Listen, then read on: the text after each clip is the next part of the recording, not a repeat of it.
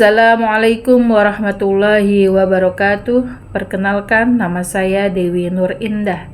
Izinkan saya menyampaikan tausiah dengan tema Jadikan Ramadan sebagai bulan literasi.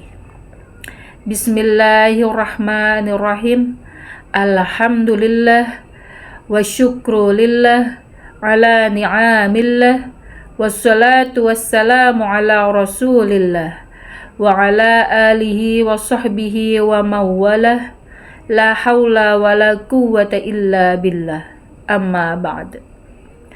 Alhamdulillah, segala puji bagi Allah subhanahu wa ta'ala yang telah melimpahkan rahmat dan nikmat sehat, nikmat iman serta waktu luang, sehingga pada kesempatan kali ini saya dapat menyampaikan tausiah dengan tema Jadikan Ramadan sebagai bulan literasi.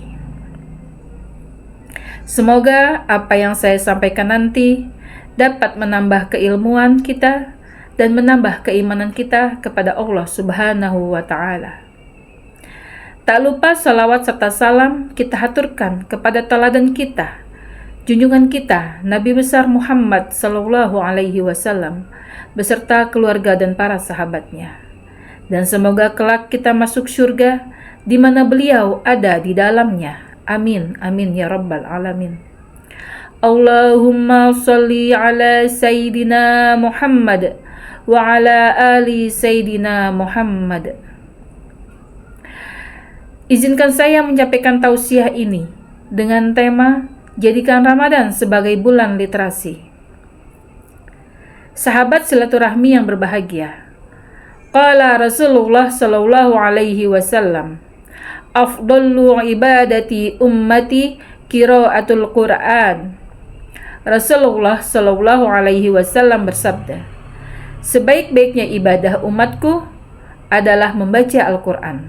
Hadis riwayat Al-Baihaqi.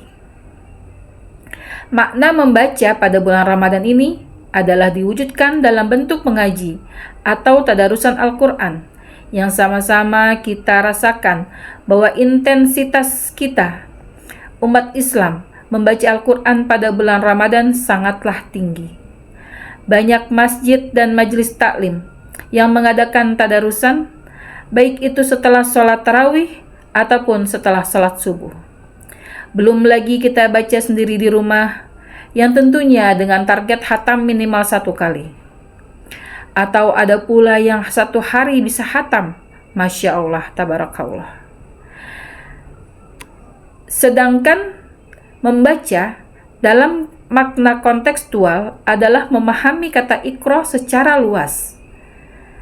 Wahyu pertama yang Allah Subhanahu wa ta'ala turunkan kepada Nabi Muhammad sallallahu alaihi wasallam yaitu surat Al-Alaq ayat 1 sampai dengan 5.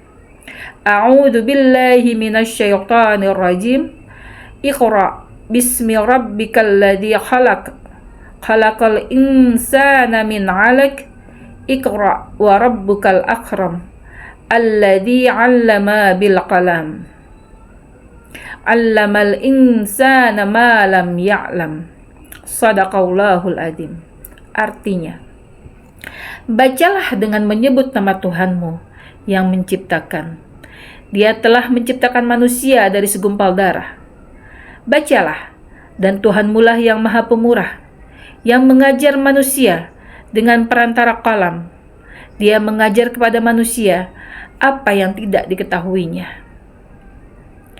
Iqra berarti bacalah, telitilah, dalamilah, ketahuilah ciri-ciri sesuatu, bacalah alam, tanda-tanda zaman, sejarah, maupun diri sendiri, yang tertulis maupun yang tidak tertulis. Ada beberapa makna Iqra yang akan saya bahas pada tausiah saat ini, yaitu yang pertama, makna Iqra, bagaimana cara kita membaca Al-Quran dengan baik dan benar, serta dapat menghatamkannya. Tentunya dengan memperbaiki bacaan kita melalui ilmu tahsin, mengenal makharijul huruf dengan benar dan tajwidnya. Kemudian, untuk makna yang kedua, yaitu makna Iqra adalah tentang bagaimana mendalami Al-Quran dengan mengetahui artinya, tafsirnya, bahkan takwilnya. Seringkali kita hanya membaca tanpa tahu arti dari ayat yang kita baca. Membaca Al-Quran hanya sebagai memenuhi target, bukan sebagai kewajiban, bukan sebagai keingintahuan kita apa isi arti dari Al-Quran tersebut. Kemudian makna Iqra yang ketiga, yaitu bagaimana kita bisa menghayati firman Allah tersebut. Ayat-ayat Al-Quran yang kita baca, kadangkala kita tidak tahu apa artinya. Dan tentunya dalam sholat, kita perlu untuk dapat menghayati ayat-ayat yang kita baca, sehingga khusyuk akan datang pada diri kita, di mana kita lebih memikirkan arti dari bacaan yang kita baca daripada pikiran-pikiran yang menerawang jauh. Karena biasanya saat sholat itu kita hanya membaca dalam lisan tanpa tahu artinya, dan akhirnya pikiran kita melayang kemana-mana dan tidak ada kekhusyuan dalam ibadah sholat kita. Oleh karena itu, menghayati ayat Al-Quran sangatlah penting untuk ibadah sholat kita, agar apa yang kita baca saat kita berkomunikasi dengan Allah, kita tahu apa yang kita minta kepada Allah, apa yang kita bicarakan kepada Allah dengan ayat-ayat yang kita baca. Kemudian untuk makna Iqra yang keempat, yaitu adalah bagaimana mukasyafah atau menyikap tabir-tabir di dalam Al-Quran. Begitu banyak ilmu sains yang bersumber dari Al-Quran. Berabad lamanya Al-Quran ada, namun tidak ada satupun sains ilmuwan yang dapat menebak apa isi Al-Quran dan apa yang akan terjadi di dunia ini, kecuali dalam Al-Quran yang Allah jadikan sebagai petunjuk hidup manusia. Begitu banyak tanda-tanda yang Allah berikan kepada kita yang akan terjadi apabila kita melakukan sesuatu, di mana sebab dan akibat itu Allah jelaskan dalam ayat-ayat Al-Quran tanpa kita ketahui, karena kita hanya membaca sebagai rutinitas, bukan membaca untuk memahami, untuk mengetahui rahasia-rahasia Allah yang Allah tanamkan dalam Al-Quran sebagai petunjuk dan pedoman hidup kita. Semua yang kita lakukan sudah ada pedomannya, sudah ada aturannya dari Allah. Apa yang Allah bolehkan, apa yang Allah haramkan, apa yang Allah sunahkan, sudah ada. Dan untuk lebih lengkapnya bisa melihat ke hadis tentunya ya.